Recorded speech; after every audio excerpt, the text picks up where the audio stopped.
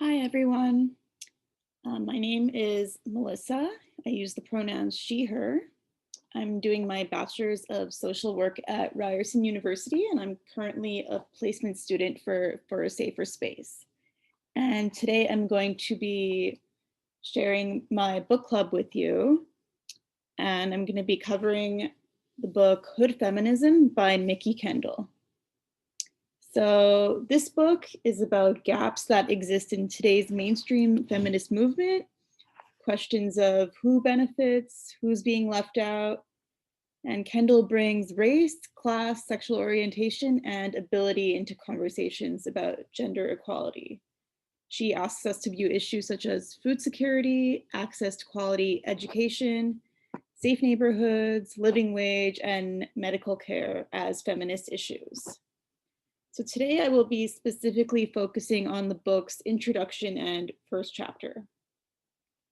So in the introduction, I'm going to start by talking about key themes that Mikki Kendall focuses on in this chapter. So first she talks about white or mainstream feminism, which is a kind of feminism that focuses on the struggles of white women without addressing oppression faced by women in ethnic groups that lack the same privileges. She discusses intersectional feminism, which is a feminism that's interested in the rights and empowerment of all women. She talks about race, which is a socially constructed groupings of people based on shared physical features and factors significantly into feminist issues, as well as class or socioeconomic status, which also factors into feminist issues.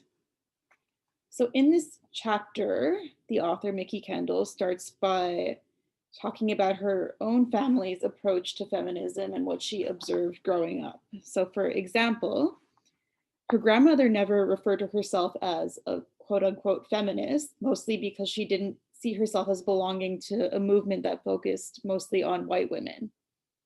However, Kendall observed qualities in her grandmother that she deemed to be just feminist in nature, that she embodied feminism by doing what was necessary to ensure the safety, survival, and thriving of herself and her family. So she goes on to ask us what are considered feminist issues. And she points out that basic needs are rarely considered as feminist issues. And the focus is on increasing privilege instead. And this mostly focuses on the experiences of white women. So she insists that we must start to incorporate race and class into this analysis and think about how we can support the most vulnerable members of the feminist community. So a quote from this chapter that I thought was particularly meaningful. And she says, "For a movement that is meant to represent all women, it often centers on those who already have most of their needs met." So here, I think that Kendall is further underlying the idea that the feminist movement is not doing all that it is meant to do by its very definition. Its priority right now is in securing more privilege for the white women whose basic needs are already being met, while women who do not have basic needs like food security are being told that this is not a feminist issue. Right now, I'm going to move on to chapter 1, which is entitled "Solidarity is Still for White Women." So key themes here include solidarity and feminism. So when we talk about solidarity, we mean unity, mutual support between people with common goals.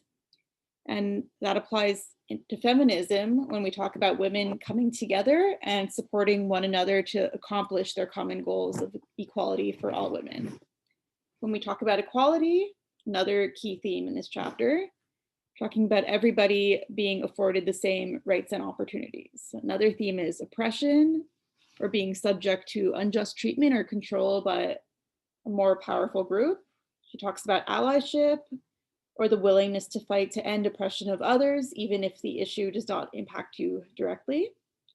And finally, intersectionality, or how different aspects of a person's identity combine to advantage or disadvantage them in different ways.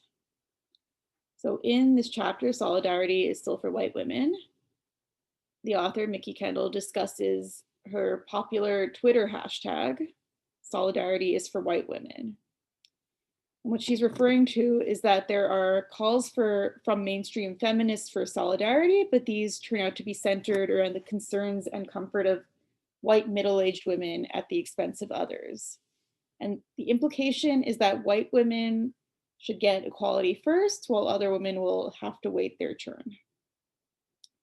And this contributes to erasure of issues that impact women who are not white, and makes us look at a need for feminism to recognize that every issue affecting women is a feminist issue. Because there's a tendency to assume that all women are experiencing the same issue, and also a tendency to ignore the fact that white women have the power to oppress both men and women of color.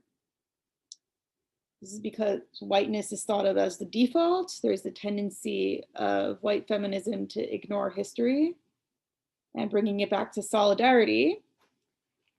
Kendall insists that we cannot have sisterhood without real equality. So solidarity will have to mean that different women take turns being focus of the conversation. And white women will have to recognize that they can have an impact in acting as enemies towards other women. And they need to be willing to listen to what all groups of women want in order to be a true ally, as well as being willing to use their own power and privilege to open doors for others.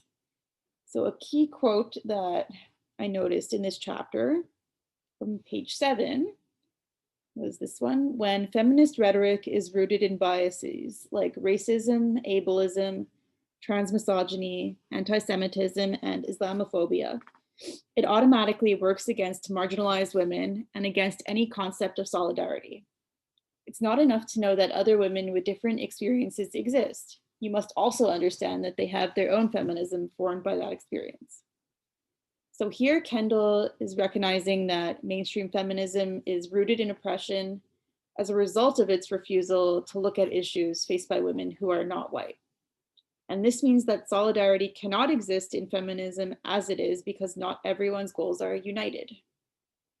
So while white women are focused on securing further privilege, for example, in pushing for more women to become CEOs of companies, there are still women from marginalized groups whose basic needs need to be recognized. So in order for the goals of all women to be met and solidarity to be truly achieved, the movement must recognize that feminism can take different forms based on the needs of individuals, and none of these forms can be ignored.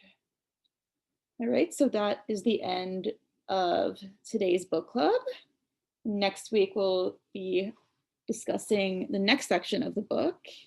I hope you enjoyed it and it made you think, and I hope to see you again next week. Thank you so much.